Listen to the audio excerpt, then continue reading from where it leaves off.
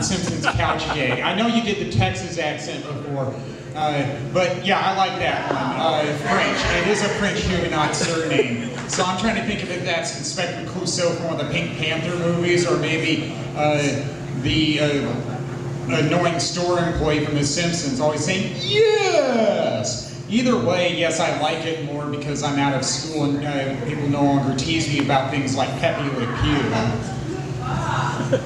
It was an idiotic skunk that didn't know it was a cat. Come on. Do you think I really liked seeing that when my name was that close to him?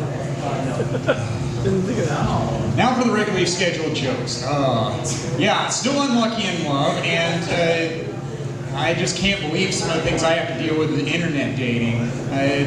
I now realize it was a bad idea to respond to somebody who said, love your picture, here's my email account. Somebody who claimed that they were in the south suburbs of Chicago, and I lived in that area for a while. Then the first email said, I'm actually from Russia. It's like, and then I spent about 5 more emails saying, I can't find the school that you claim you went to be a kindergarten teacher online. And she said, well, you just aren't looking hard enough. So then I skipped a day on responding to her message and said, what happened? Then I finally said, I got tired of you telling me that there was something wrong with me because I couldn't find it. I've already had relationships like that, and I don't want any more like that. So I guess it's her move now on if she wants to say anything further. I wish I was making that up. Well, I find out that people are dim-witted everywhere I go. I was at the library this weekend to print things because I don't have a printer on my laptop at home. And the library I go to has a coffee shop, and somebody was going in and they didn't bother to read the flyer all the way that said why they were closed on Monday, President's Day. Why are they closed on Monday? And then they decided to put up a log cabin to symbolize it. And they said, I haven't been in a log cabin in a while. It's like, well, hopefully you understand why they put that up. I mean, that's very basic history. Abe Lincoln was born in a log cabin, the $5 bill and penny guy. A lot of people don't know their history. That still annoys me, for lack of a better term, to find that out. Well, I heard from my dad this weekend. I don't know why I picked up the phone, because I was about to watch The Simpsons. I love watching that show. And he wanted to tell me about this comedian from 50 years ago that he saw on TV named George Kirby, who did impressions of Jackie Gleason and Louie Armstrong. And it's like, okay, I'll look it up. I still haven't yet. And I said, how do you spell? Like the vacuum cleaner and the Twins baseball player? And I got up, yes, all right. Then you didn't have to spell it for me then. I know how to spell it then. And I know that when I called him a week earlier, I said some of the things I did, like go to the Iowa Minnesota basketball game, and I just can't believe how old school he can be. He still wants to talk about Bobby Knight, the college basketball coach who threw a chair 30 years ago. And he hasn't heard of Rick Pitino yet, let alone his son Richard, who's now Gopher basketball coach. It's like, wow. Read up a little, Dad. Things are still happening in the world.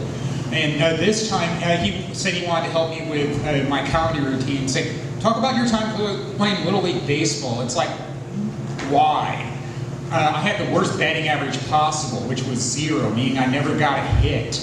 I mean, Bob Uecker made jokes about his Major League Baseball career, but, well, he had better batting average. He hit 200. And then he got seats named for him, Uecker seats from those old Miller Lite commercials. He missed the tag, he missed the tag. Guess he did help me with the joke, but he probably wasn't ready for how I would do that. Apparently he knows that I have YouTube sets, but I don't know if he's seen them yet, and I know there's a chance he might not talk to me for a while after he hears some of the jokes that he inspired. Well, coming up this weekend, I'm going back to Chicagoland, where I lived for almost 6 years, to visit some old haunts. And I've already been exchanging a lot of voicemails and now an email from a ticket salesman for the minor league Chicago Wolves hockey team. I loved seeing their games when I lived there. And I have to tell him every time, I live in Minnesota now, I come back annually, I get my ticket from Ticketmaster. And I said that to him again, and I don't even know if I'm going to meet him in person. It's like, well, Want to square for this? Basically, if you want to sell a lot of tickets, I'm not it. $350 for it. So, I guess eventually he'll get the message. I work downtown, not far from here. And I walk through the Skyway before I decide to report for work at 8 o'clock. I take an early bus to make sure I'm on time. And just this past week, I had to deal with probably a panhandler. I was walking past the RVs, and typical thing, "Sir, can I ask you a question?" And I said, "If all you want is money, I don't have any." And his response was, "That's why you don't have a girl." It's like, no, I only tell my therapist that one. And obviously, you don't have a girl either if you're here panhandling to eat at RVs. Last time I checked, ladies like their dudes to have a job and a car. You probably didn't have a car either. Can't believe the nerve that some people have. Well, this weekend I did some notable things. First time I went to a credit union annual meeting. Spire Credit Union, they're a sponsor of the Saints baseball team. I love baseball. I got my car loan through them in June. And there was an incentive to go there. No joke.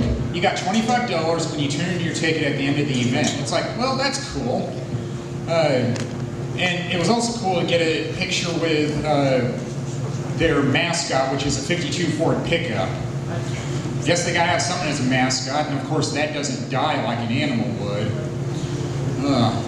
And then I also went to a play. I figured I would like the play. It was in Bloomington. It was called Bad Dates. It's like, yeah, I can relate to some of that. And I said, when it was over, I could write a play like that, except I don't have the happy ending yet like the main character does in it. Yes, it was a lady going out on bad dates. And I know sometimes I've said people fail my test for artistic integrity when they swear. I said that about the Selena Gomez song, Same Old Love, It Should Have, but I liked it because she said shit.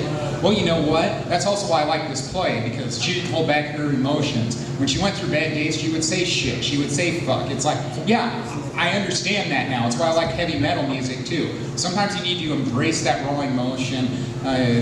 Because otherwise you're just verbally constipated, and what good are you to anyone when that happens? No one. That's what I've learned. Well, I could do more about my dad, but, well, I already have. I guess that'll do it for me. Thank you, been great.